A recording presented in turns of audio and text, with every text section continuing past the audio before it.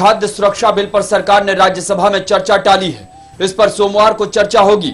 उससे पहले सरकार विपक्षी और अपनी सहयोगी पार्टियों के साथ सहमति बनाने के लिए बातचीत करेगी। सरकार के प्रबंधकों का मानना है कि जिस तरह से लोकसभा में विपक्ष के संशोधन ध्वनिमत से खारिज कर दिए गए, वैसा राज्यसभा में नहीं होगा।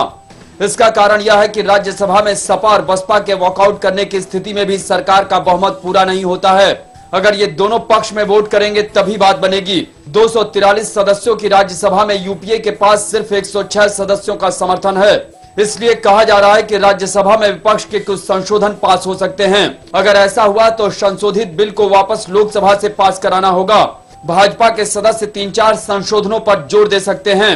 बताया जा रहा है कि ये वही संशोधन हैं जिनके बारे में नरेंद्र मोदी ने प्रधानमंत्री को चिट्ठी लिखी थी। भाजपा नेता राज्यों को केंद्र की ओर से निर्देश देने के प्रावधान और आपात स्थिति में अनाज के बदले पैसे देने के प्रावधान को बदलवाने के लिए जोर दे सकते हैं। सरकार को सपा के भी संशोधन पर ध्यान देना होगा, तभी बिल पास हो पाएगा।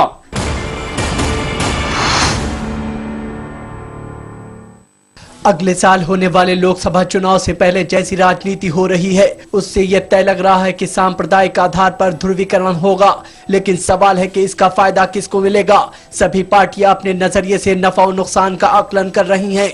राजनीतिक विश्लेषक, सर्वेक्षण करने वाली एजेंसियों और चुनाव विश्लेषकों यानी सेफोलॉजिस्ट की भी अलग अलग राय है। ध्रुवीकरण की राजनीति का सबसे ज्यादा असर उत्तर प्रदेश में होगा, इस पर सबकी एक राय है। लेकिन एक मशहूर संस्था के लिए सेफोलॉजिस्ट करने वाले जानकार का कहना है कि इसका फायदा मुलायम सिंह यादव की पार्टी सपा को सबसे ज्यादा होगा। पिछले विधानसभा चुनाव में सपा की जीत की सबसे स्पष्ट भविष्यवाणी करने वाले इस सेफोलॉजिस्ट का दावा है कि सपा को 40 से ज्यादा सीटें मिल सकती हैं, जबकि सबसे बड़े फायदे की उम्मीद लगाए बैठी भाजपा की सीटें 10 से भी कम हो सकती हैं।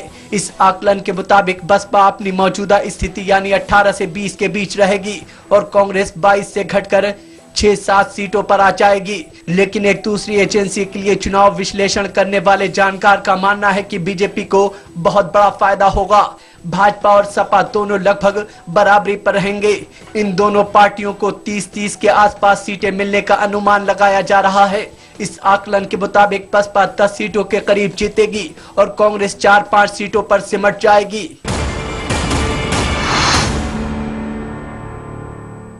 नाबालिग लड़की का यौन शोषण करने के आरोपी आसाराम का समर्थन करके भारतीय जनता पार्टी फंस गई है। अपने विवादित बयानों के लिए मशहूर रही उमा भारती ने सबसे पहले आसाराम का समर्थन किया।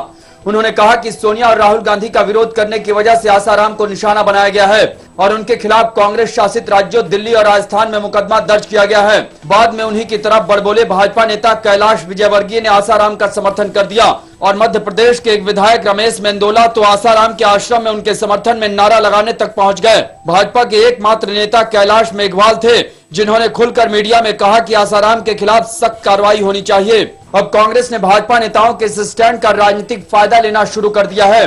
दिग्विजय सिंह ने कहा कि भाजपा नेताओं को मुंबई के बलात्कारी के लिए फांसी की सजा चाहिए, लेकिन वही नेता आसाराम के खिलाफ कार्रवाई का विरोध कर रहे हैं। सोशल मीडिया पर इस मामले को लेकर भाजपा के खिलाफ जबरदस्त मुहिम छिड़ी है। भाजपा नेताओं के आसाराम के समर्थन में दिए गए बयानों के वीडियो वायरल हो गए हैं। ट्विटर, फेसबुक, यूट्यूब हर जगह भाजपा नेताओं के बयान चल रहे हैं।